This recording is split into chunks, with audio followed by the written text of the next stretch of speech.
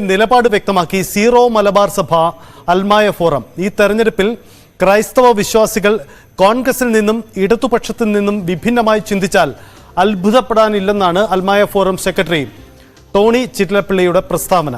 കത്തോലിക്ക വിശ്വാസികൾക്ക് നിർണായക സ്വാധീനമുള്ള മണ്ഡലങ്ങളിൽ ഈ നിലപാട് എങ്ങനെ പ്രതിഫലിക്കുമെന്നാണ് അറിയേണ്ടത്. ടോം കുര്യാക്കോസ് നമുക്കൊപ്പം ചേരുന്നു. ടോം, ഈ അൽമായ ഫോറത്തിന്റെ നിലപാട് ക്രൈസ്തവ വോട്ടുകളെ സ്വാധീനിക്കുമോ? അജിത്ത്, നമ്മൾ അങ്ങനെ തന്നെ കാണേണ്ടി വരും ഒരു പരിധിവരെയും. കാരണം കഴിഞ്ഞ കുറെ നാളുകളായി, കഴിഞ്ഞ കുറെ വർഷങ്ങളായി സീറോ മലബാർ സഭയിലെ വിശ്വാസികൾക്കിടയിലും സഭാ നേതൃത്വത്തിനിടയിലും ഇടതുപക്ഷത്തോടും അതോടൊപ്പം കോൺഗ്രസിനോടും വലിയൊരു വിയോജിപ്പ് പ്രകടിപ്പിക്കുന്ന രീതിയിലുള്ള പ്രസ്താവനകൾ ഇതിനു മുൻപ് പലപ്പോഴായി ഉയർന്നു വരുന്നുണ്ട്. നമുക്ക് കഴിഞ്ഞ നിയമസഭാ തെരഞ്ഞെടുപ്പിലും അതിനു മുൻപൊക്കെ കണ്ടതാണ്. കാരണം കോൺഗ്രസ് ക്രൈസ്തവ വിഭാഗത്തോട് വലിയ അവഗണന കാണിക്കുന്നു. ക്രൈസ്തവ വിഭാഗത്തിന്റെ വിഷയങ്ങളിൽ കൃത്യമായി ഇടപെടൽ നടത്തുന്നില്ല.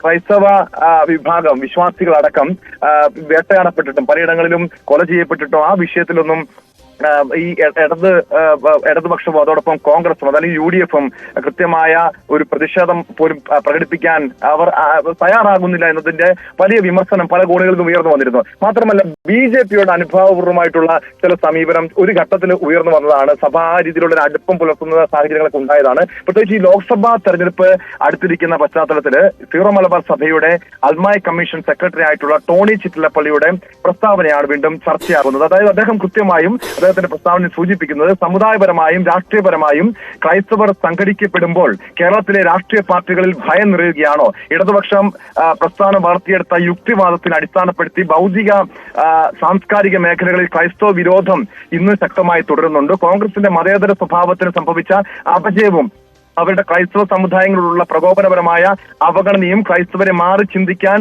പ്രേരിപ്പിച്ചിട്ടുണ്ട് എന്നതൊരു വസ്തുതയാണ് എന്നാണ് ടോണി ചിറ്റിലപ്പള്ളി സൂചിപ്പിക്കുന്നത്. അതിൽ പ്രധാനമായി അദ്ദേഹം ചൂണ്ടിക്കാണിക്കുന്നത് JB കമ്മീഷൻ റിപ്പോർട്ട്. ആ JB കമ്മീഷൻ റിപ്പോർട്ട് ഇതുവരെയും നടപ്പാക്കാൻ സംസ്ഥാന സർക്കാർ തയ്യാറായിട്ടില്ല. മാത്രമല്ല ഈ വന്യജീവി ആക്രമണം, റബ്ബറിന്റെ വിലയിടിവ്, തീരദേശ മലയോര ിലെ ആ മേഖലകളോടുള്ള അവഗണന, ഇത്തരം വിഷയങ്ങളാണ് പ്രധാനമായും ചൂണ്ടിക്കാണിക്കുന്നത്. അതായത് ഈ പലസ്തീൻ ഇസ്രായേൽ വിഷയം, ആ വിഷയത്തിലൊക്കെ ഹമാസിന് അനുകൂലമായി കേരളത്തില് വലിയ ഹമാസിനെ പിന്തുണച്ചുകൊണ്ടുള്ള കേരളത്തിലെ ഇടതുപക്ഷവും UDF-ഉം ആ രീതിയിലുള്ള നിലപാടുകൾ സ്വീകരിക്കുമ്പോഴും പക്ഷെ ക്രൈസ്തവ വിശ്വാസികൾ വേട്ടയാടപ്പെട്ടിട്ടും പല പള്ളികൾക്ക് നേരെ ആക്രമണം ഉണ്ടായിട്ടും പല വൈദികർക്ക് നേരെ, പുരോഹിതന്മാർക്ക് നേരെ ആക്രമണം ഉണ്ടായിട്ടും കോൺഗ്രസ് നേതാക്കന്മാർ ശബ്ദിച്ചില്ല എന്നതാണ് ടോണി ചിറ്റിലപ്പള്ളി ഒരു പരോക്ഷ വിമർശനമായി ചൂണ്ടിക്കാണിക്കുന്നത്. ഒരുപക്ഷെ ഈ ലോക്സഭാ തെരഞ്ഞെടുപ്പില് ക്രൈസ്തവ വിശ്വാസികൾ മാറി ചിന്തിക്കും എന്നതിന്റെ ചില സൂചനയായിട്ട് പോലും നമുക്ക് ഇതിനെ വ്യാഖ്യാനിക്കേണ്ടി വരും. കാരണം ഇതിനു മുൻപുള്ള തെരഞ്ഞെടുപ്പുകളിൽ UDF-ന് അനുകൂലമായി നിലപാട് സ്വീകരിച്ച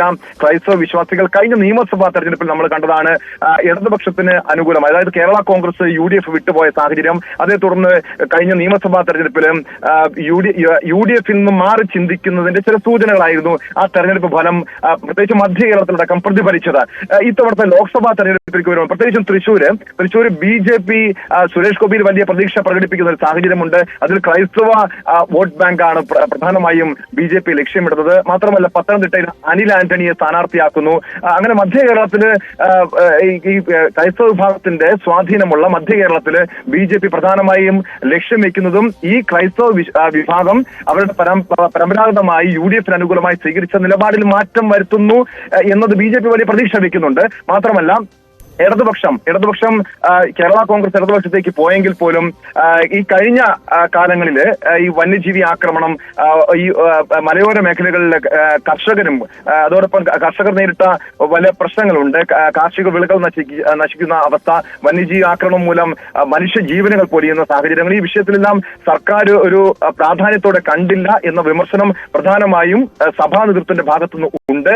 അത് തന്നെയാണ് സീറോ മലബാർ സഭയുടെ അൽമായ കമ്മീഷൻ സെക്രട്ടറിയായ ടോണി ചിറ്റിലപ്പള്ളി തന്റെ പ്രസ്താവനയിലും പരാമർശിക്കുന്നത്. അജിത്ത്, അതാണ് ക്രൈസ്തവ അൽമായ ഫോറമാണ് ഇത്തരമൊരു നിലപാടെടുത്തത്. സഭയുടെ ഔദ്യോഗിക നിലപാട് അല്ലെങ്കിൽ കൂടിയും വിശ്വാസികൾ ഉൾപ്പെടുന്ന ഒരു കൂട്ടായ്മ എന്ന നിലയിൽ അൽമായ ഫോറത്തിന്റെ നിലപാട് ഈ തെരഞ്ഞെടുപ്പിൽ അങ്ങനെയും പ്രാധാന്യമുള്ളതായി മാറുകയാണ്.